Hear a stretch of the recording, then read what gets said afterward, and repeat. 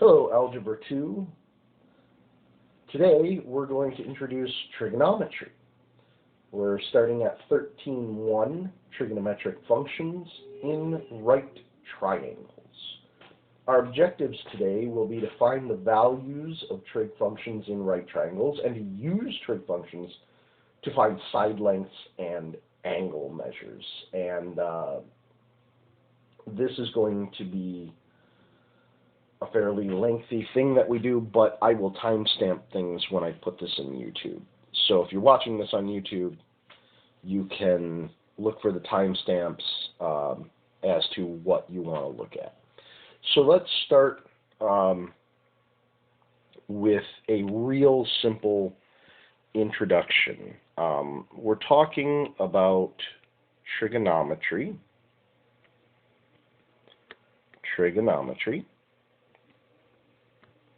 And we're talking, let's say this, in a right triangle. I don't feel like writing the word triangle anymore. In a right triangle, certain ratios, by ratios I mean fractions, certain ratios always hold true. And that's where we're going to start our discussion of trigonometry. Now, this is right triangle trigonometry. There are other types of trigonometry. There is circle trigonometry, which is basically the same thing, and then there's a whole different type of trigonometry called hyperbolic trigonometry, which essentially follows the same rules, but is based in a different geometry. Okay? So I'm just going to focus on right triangle trig today. So let's look at sort of a typical right triangle. There's a typical right triangle.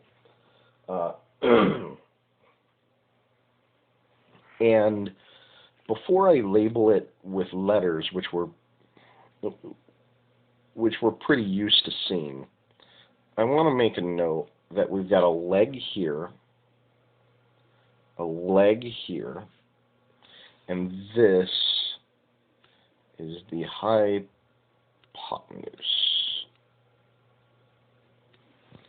Okay? And the way you know where the hypotenuse is, the way you can identify the hypotenuse, is start at the vertex where the right triangle is, so right there, and go through the triangle like that until you hit a side. That side, let me get rid of all these. Let me do that in a different color, actually. I'll do it in red.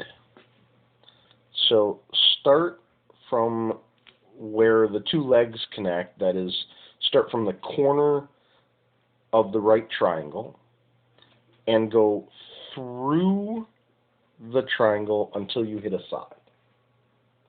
Okay? Doing that is called, well, let me go back to red here. Doing that is called going to the opposite side, and the side opposite the right angle is always the hypotenuse.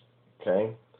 So you've got your legs that join at the right angle, and then you've got your hypotenuse, which is opposite your right angle. Okay?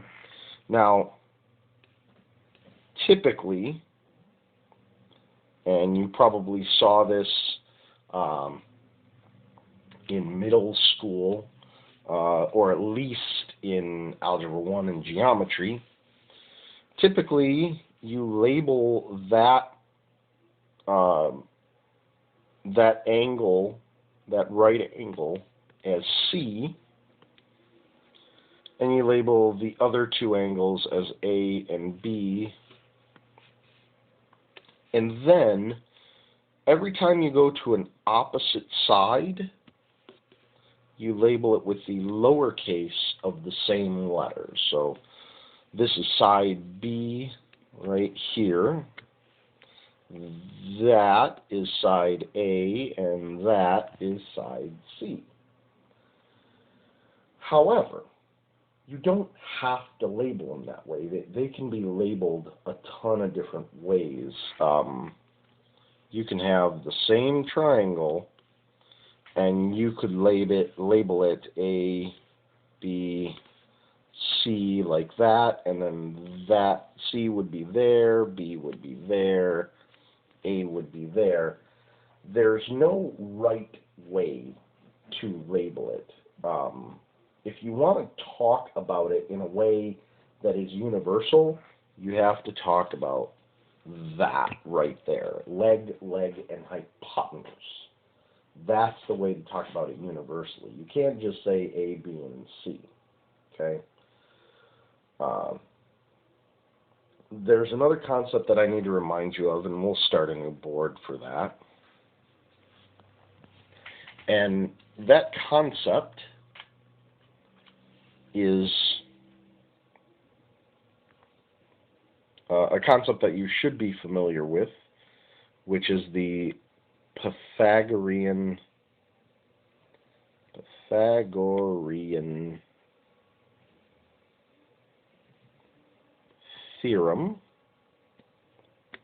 Theorem, which says that if you have a right triangle, and all of this, for the purposes of what we're doing right now, all of this has to be done in right triangles. Okay? So let's say we have leg 1 here, and leg 2 here, and the hypotenuse here. The Pythagorean Theorem says that if you take leg 1 and you square it, and add it to leg 2, also squared, then you get the hypotenuse squared. And that's the Pythagorean Theorem. Now, I'm going to draw a right triangle that's a little bit smaller and give you an illustration of that. What this says, what the Pythagorean Theorem says, is that if I take the length from here to there, if I take that length and I create a square from it, that is, I take from here to here, and I take that length and I put it there, I put it there, and I put it there. So I've got a square, okay? And if I do the same thing from here to there, use that length to create another square. And if I do the same thing from there to there, so now I'm talking the hypotenuse, these are both legs, right? Leg 1, leg 2, and here's the hypotenuse. If I create a square out of the hypotenuse, what this says is that if I took the area, that is, say, how much paint it would take to paint that square, and I took this area, how much paint it would take to paint that, and I added them together. In other words, if I said, okay, to paint that square in leg 1 takes this amount of paint, and to paint the square in leg 2 takes this amount of paint. If I take those two amounts of paint together, I get the amount of paint it would take to paint that square. Okay? So this then becomes a really big thing. We're talking about the ability to calculate a missing side with pretty little effort compared to a lot of other things. Okay? So the Pythagorean Theorem, and typically you see it written if we have sort of the typical triangle with A right there, side B right there, side C right there. Then the Pythagorean Theorem for that right triangle, and here's the shorthand for Pythagorean Theorem, says that A squared, that is side A squared, plus side B squared equals side C squared. And that's usually how you hear the Pythagorean Theorem. You hear A squared plus B squared equals C squared, but I thought we'd go a little more in depth than that.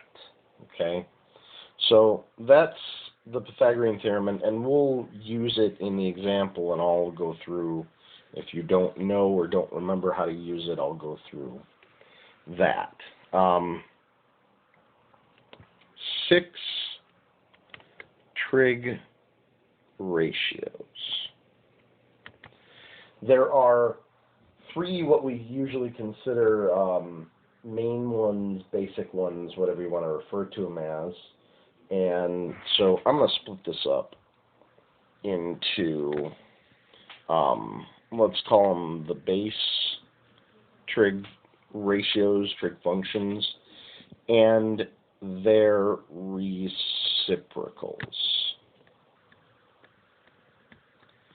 Okay, you might want to remember what a reciprocal is. A reciprocal is a fraction flipped over. Okay, so here's how we'll do this. Let's have a little thing here, and oh, you know what? I should have. Well, let me create a bigger right triangle, and we'll talk about it first. Okay. So, and I can go back to that once we're done with this. So we've got a right triangle, and we've got the hypotenuse right there. Now, I want to talk in reference to one of these 2 angles, and it doesn't matter which one I pick, but once I pick it, I have to be consistent. Okay? So let's suppose that I pick that one, and usually you label it with Greek letter theta. So that is theta. In particular, it's a lowercase theta. The uppercase theta is the same thing, only bigger, kind of like an A, or capital and lowercase with a lot of other letters. So once I got that, the reason that's so important is because I'm going to reference everything from there. Okay? If I go through the triangle until I hit a side, so I start from the angle that I'm working with and go through the triangle until I hit a side, then I hit the opposite side. Once you know the opposite side and the hypotenuse, then the other side is called the adjacent side. And that's called the adjacent side because it's the leg that connects to the angle. Okay? However, I want to kind of start over with this, so I'm going to clear this completely. And we're going to start over. Same triangle. But now, this is going to be my angle theta. Now, That doesn't affect the hypotenuse. The hypotenuse is always opposite the right angle. So there's the hypotenuse. But now the opposite side is through the triangle until I hit a side, and that is my opposite side. So one of the typical things that happens in trigonometry is I ask you for the values for a trig ratio, and a lot of times when people get them wrong, it's not because they don't know the ratio, it's because they didn't start in the right spot. Okay, and I'm going to go through even more of that. But so there's the opposite side, and then I'm left with the adjacent side. If you find the hypotenuse and the opposite, the adjacent is the only one left. Okay, so let's clear the board one more time, and let's talk about it in one more term, which is if I have it labeled, say, A, B, and C, so that this is side B, this is side A, this is side C, and then I can tell you, okay, if I start at side B, if that's my angle of reference, the angle that I care about, where's my opposite? Where's my adjacent? Where's my hypotenuse? Well, the hypotenuse is easy. Hypotenuse is always opposite the right angle. But now the opposite side is B, and the adjacent side is A. So you can do it in reference that way. One more clearing of the board, and then we'll get back to doing this. But I want to point out that you can draw these triangles in other ways. If I draw it like this, which is usually the one that's toughest to see, identify the hypotenuse first. Let's say I care about that angle. Let's make that my angle theta.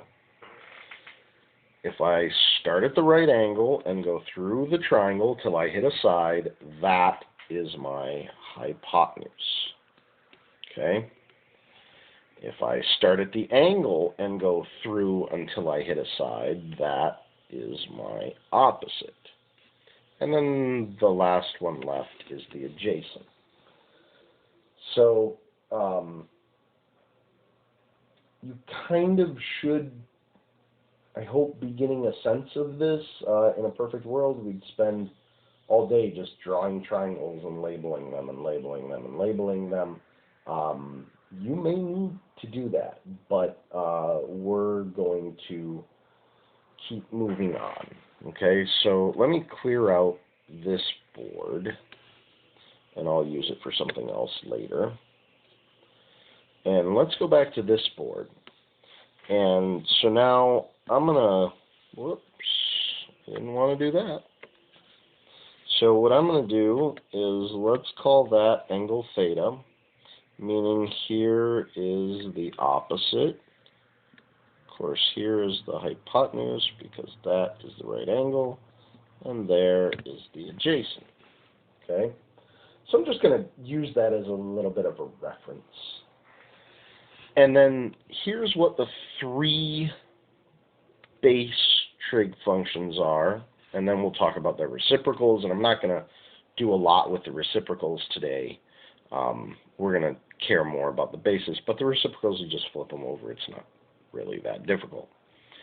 So here are the three base functions. The first one, and I say the first one because historically this is the one that was developed first, is sine. Spelled that way, but they never actually write it that way. They only write sin of the angle theta. So that reads sine of theta, sine of theta. And the sine of angle theta is equal to the opposite side over the hypotenuse. Okay? Opposite over hypotenuse. Then we have the second trig ratio, the second trig function, and historically the second one, which is cosine. And cosine's abbreviation looks like this, COS of theta, so that's cosine of theta right there, cosine of theta, and cosine of theta is equal to the adjacent side over the hypotenuse. So there's 2 out of the 3. The third one, and again, historically it is the third one, is tangent. And tangent's shorthand is TAN, so that is tangent of theta, and tangent of theta is equal to the opposite over the adjacent. Okay? So that's how you can look at that, and you can use the triangle sketch up in the top to have a reference to that. Now the reciprocals are, the reciprocal for sine is called cosecant, and its abbreviation is CSC of theta, and its ratio is just sine flipped over, hypotenuse over opposite. Okay? The cosine reciprocal is secant, and its abbreviation is SEC, so there's secant of theta, and its ratio is hypotenuse over adjacent. And finally, the reciprocal for tangent is cotangent, and its abbreviation is COT, so there's cotangent of theta, and that one equals the adjacent side over the opposite side. So there's our 6 trig ratios, and again, I'm probably going to do most everything with just that one, because the other ones are a little more advanced, and we will talk about them and introduce them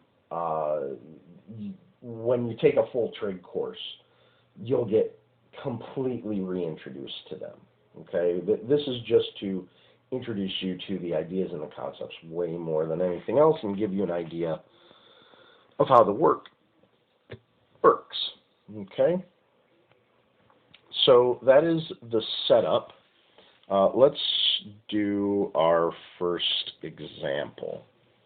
So example 1 says this: in a right triangle, angle B, so you write angle B, is acute, and the reason that's important is because that tells you that angle B is not the right angle. In a right triangle, there is one right angle and 2 acute angles. Okay, and the cosine of angle B is equal to 3 over 7. Find the value of the tangent of angle B. So we're going to use a bunch of stuff to do this. The first thing we're going to use is a picture. Okay, trigonometry and pictures go really, really well together. So let me draw you a typical right triangle, okay? And let's label it. How do we know how to label it? Well, we've got angle B in a right triangle is acute. So angle B could be either one of these. I could make this one angle B, okay? And so then this is the angle that I care about. Or I can make the other one angle B. It doesn't really matter. What does matter is that my hypotenuse is here, and since angle B is right there, then if I go through the triangle to the side until I hit a side, that side is the opposite side.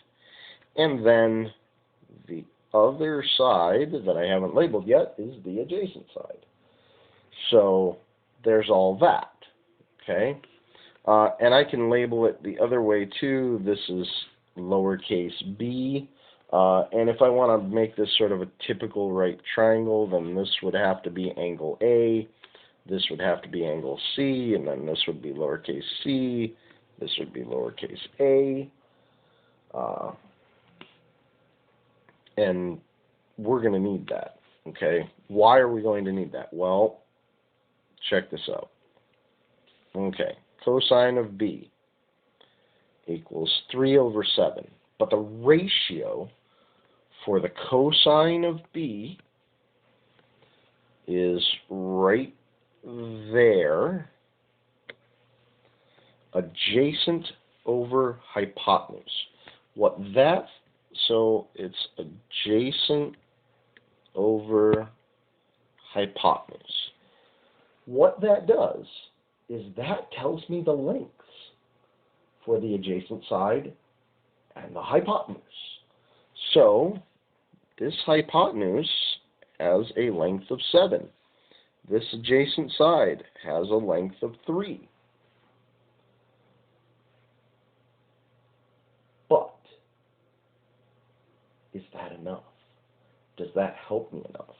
Well, what's the tangent of B? I don't know. But what I do know is that the tangent ratio, right there, the tangent ratio is opposite over adjacent. Okay? So I know that the tangent ratio is opposite over adjacent. So I'm looking for this one and this one. Hey, I already have one of those, right? So, awesome. I'm off to a good start. I need the opposite. I don't know what that is, but I do know the adjacent. The adjacent is 3. So now I'm stuck. How do I get this value right there? Well, I use Pythagorean Theorem, right? Because I've got a right triangle, and in any right triangle, I can apply Pythagorean Theorem. So that's what I'm going to do. And what I'm going to do is I'm going to say a squared plus b squared equals c squared, because c is the hypotenuse, and the order of the other two don't matter. Okay? So let me write that. A squared plus b squared equals c squared. And I know some of this information, right? A is 3. I don't know b. But c is 7. So I should be able to use that. So let me put that more in the middle now. So let me take this over here. 3 squared means 3 times 3, that's 9, plus b squared, we'll leave that way for right now. And 7 squared is 7 times 7, which is 49. And now all that's left to do is some algebra to solve for b. So I'll start by subtracting 9 on both sides.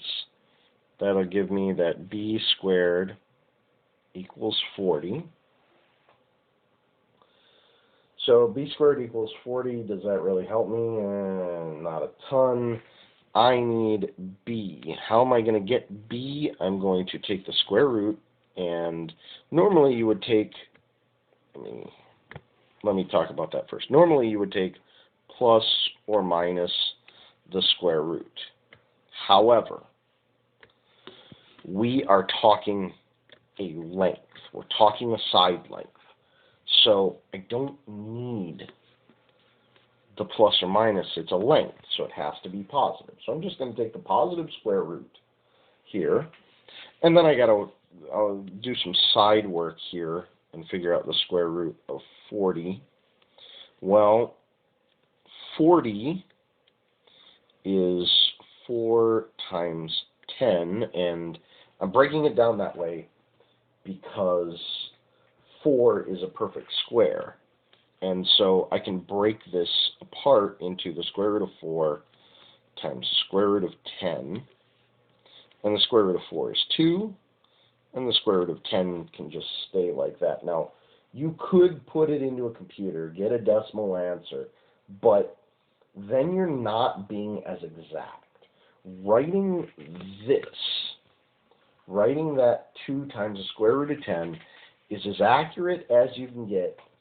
And there's some issues with leaving it like that, but not a ton either. Okay? So now I know that b is 2 times the square root of 10.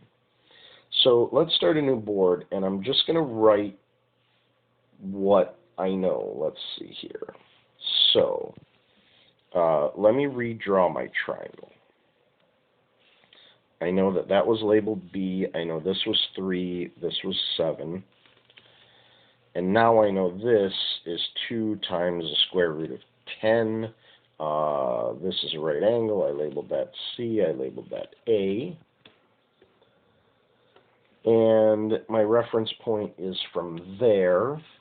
I was given, remember, that the cosine of B was 3 over 7.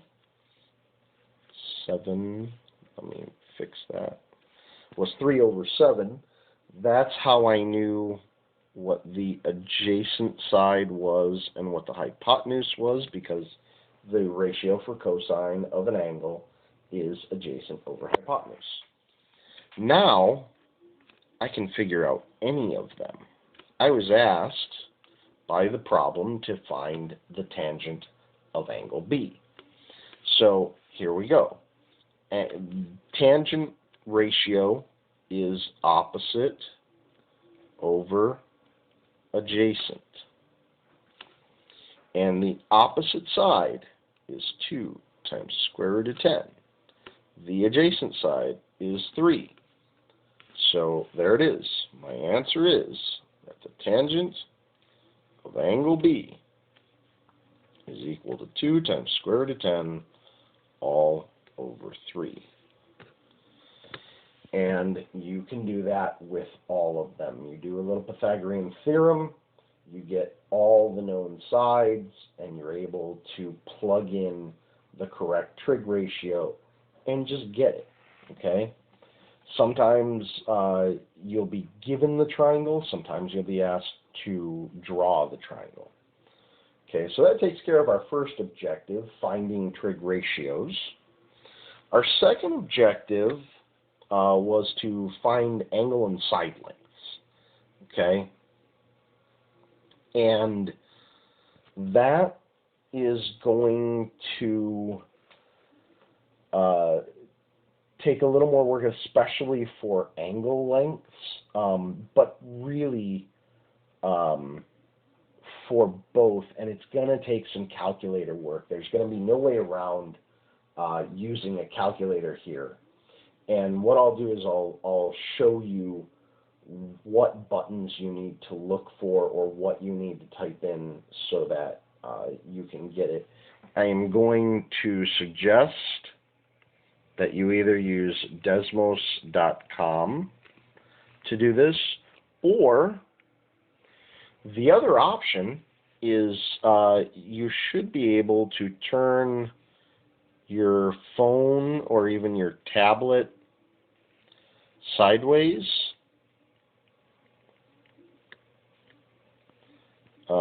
and get a scientific, oops, that's not the word scientific, a scientific calculator. And that should have all the buttons that you need. You might have to search for them a little bit more, but either one will work. Now, before we get into this next example, I want to prepare you because this is where the magic happens. This is where trigonometry becomes this incredible thing that allows you to do things that you didn't think were possible. It looks like you're working with way too little information. And then all of a sudden you're able to just get an answer. Okay? So I don't like it when things seem like magic. So I'm going to try and show you that magic. It is all there. It's just disguised by the trigonometry. Okay? So let me start a new board for the next example, and we'll talk about things as we go. Let's say I give you a picture, and let's say the picture looks like that, and let's say that I label it A, B, C like that, and that is the right angle. Okay? And let's say that I know I have lengths of 8 units here, 10 units there. And that's all I really know. Okay? Now, there are other things that I know. If I start at the right angle and I go through the triangle until I hit a side, I know that's my hypotenuse. Okay? And then I need the question. And the question is going to tell me what angle I have to reference. I'm either referencing angle A or angle C. And I don't know which one until I know what I'm looking for. So here is the question. Find the measure of angle C. And we're going to round to the nearest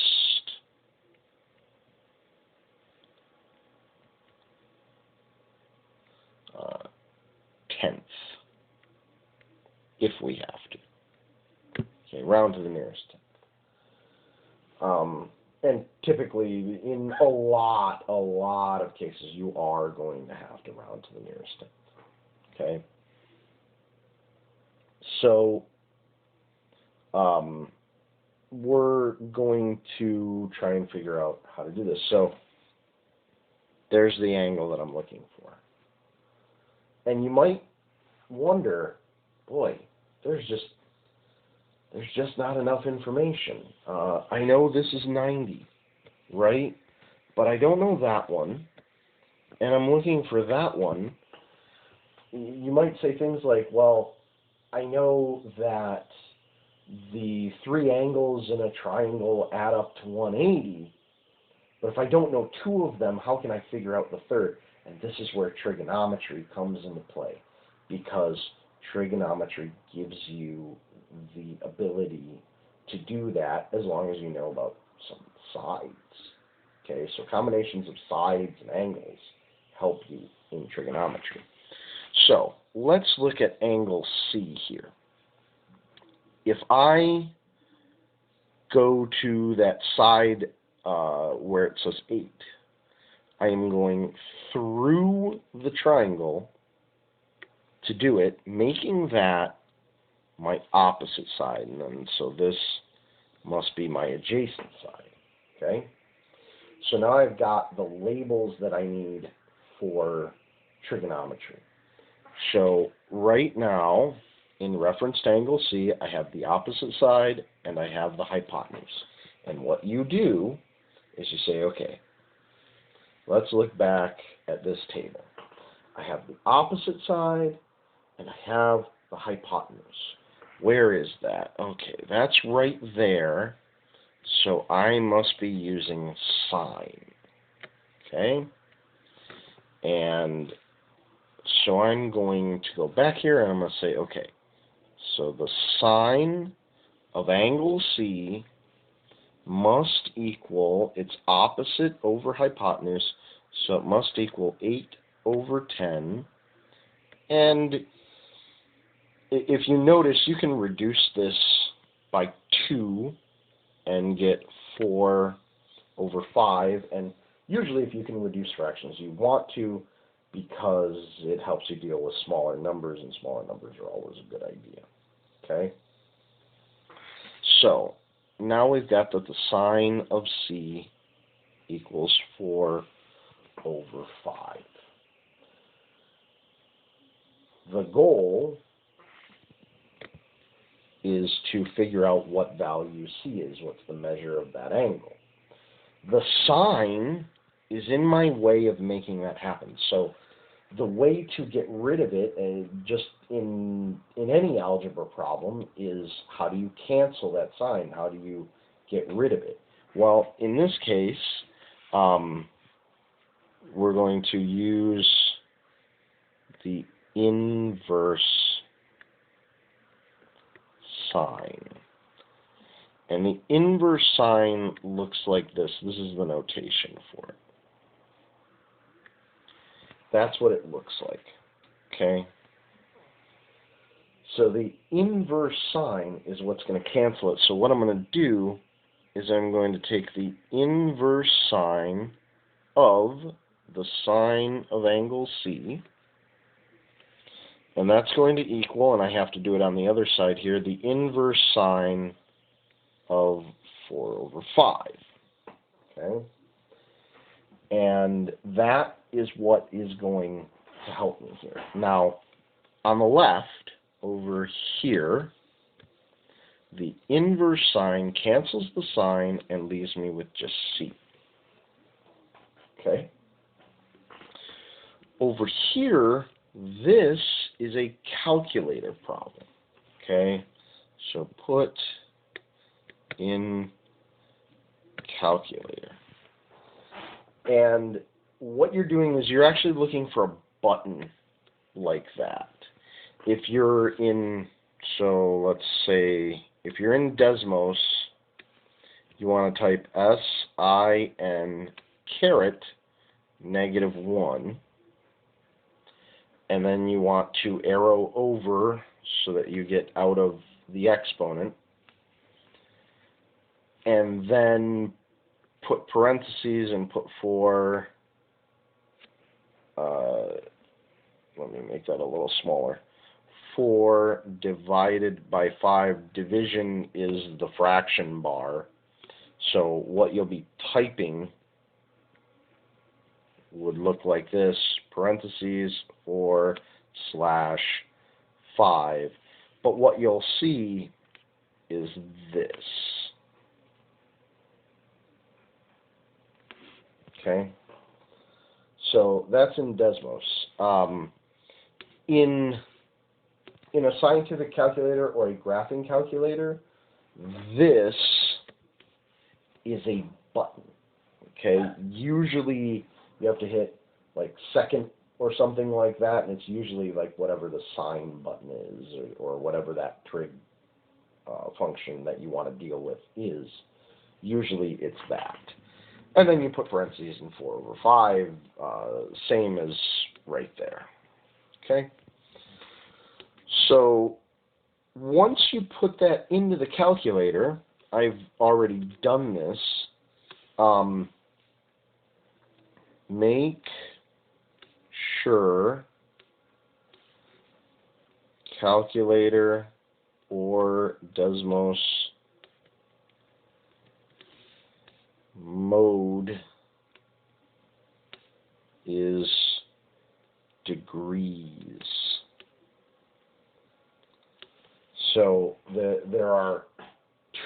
them, and you can see them in Desmos. You can also see them on your calculator. Sometimes on your calculator it'll take searching in the menu for them. But what you're looking for is degrees, DEG, or radians, RAD. And you want the mode to be degrees, DEG. I would encourage you to put this into whatever calculator or system that you're using and make sure that you come out with about 53.1, and that's in degrees. If you don't come out with 53.1, double check and start looking for that degree, that DEG or that RAD setting. And when you find it, you'll have to change things, okay? Now, that's one thing that you can do. But another thing that you can do is you can find, and this will be example 3, you can find a side. Let's say I give you a different triangle. Let's say it looks like this. The right angle is right there, and let's say I label it A, B, C, and let's say that I tell you this angle is 40 degrees, and I tell you that this side length is, I don't know, I'm just going to make something up here, 8. Okay? And let's say I ask you to find the length of side C. Okay? Find the length of side C. So that would be the opposite side from angle C, so right there. This would be A, and remember A is your hypotenuse. Double check that, and this 8 would be your B. Now you might look at that and say, again, there's not enough information. I can't use Pythagorean Theorem.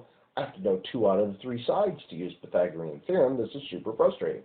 But with trigonometry, all you have to do is know what you have and what you want and look at the ratios. Okay? So, I have angle C right there. That's what I'm referencing from. That makes this one the opposite, and that makes this one the adjacent, and I already know the hypotenuse. Okay? So, what do I have? I have the adjacent. What do I want? I want the opposite. So, I want something that deals with adjacent and opposite. Which one is that? Well, let's go back to the table. I want adjacent and opposite. Adjacent and opposite. Hey, there's opposite over adjacent. So that is tangent. So I want to deal with tangent. So let's go back here. And let's talk about the tangent of what angle? Of that angle right there, the one that I know. So the tangent of angle C. Tangent is opposite over adjacent. Okay? Meaning that this time I'm dealing with the tangent of 40 degrees, and that equals the opposite side, and I don't know much about the opposite side, but I know that I've labeled it little c, over the adjacent side, which I know is 8. Okay? And then this just becomes an algebra problem. All I want to do is get the c by itself. The 8 is in the way. I am dividing by 8. So to get rid of it, I will multiply by 8. If I multiply by 8 on one side, I have to multiply by 8 on the other side. So that will cancel them here because 8 divided by 8 is 1, and then c times 1 is just c. So that leaves me with c over there. And then I've got 8 times the tangent of 40 degrees. And what you then have to do is put this into a calculator.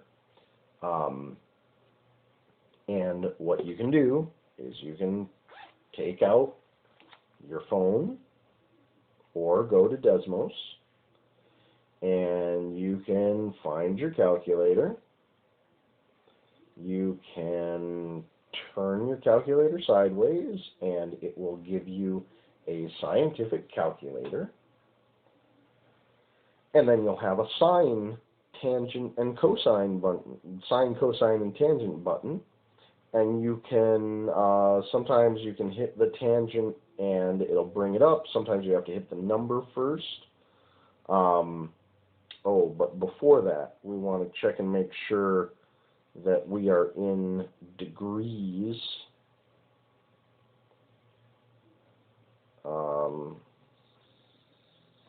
So it looks like I am in degrees. So I'm going to say the tangent of 40 degrees. And what I get, if I'm rounding to the nearest tenth, is that the tangent of 40 degrees is 0.8. Actually, let me round it to 2 decimal places. 0.84. I'm going to round it to the nearest hundredth instead. So 0.84. And then you can, and then that still equals C. And then you can do 8 times 8.4, or 0.84, I'm sorry. 8 times 0.84 on your calculator, which gives 6.72 for length C, for the length of side C. This is not the angle. You already know the angle. This is the side length. Okay? So C equals 6.72 units, whatever those units might be. Okay? So that is how you find angle measures, side lengths, and that is how you use the trig ratios. Thank you so much. Have a wonderful day.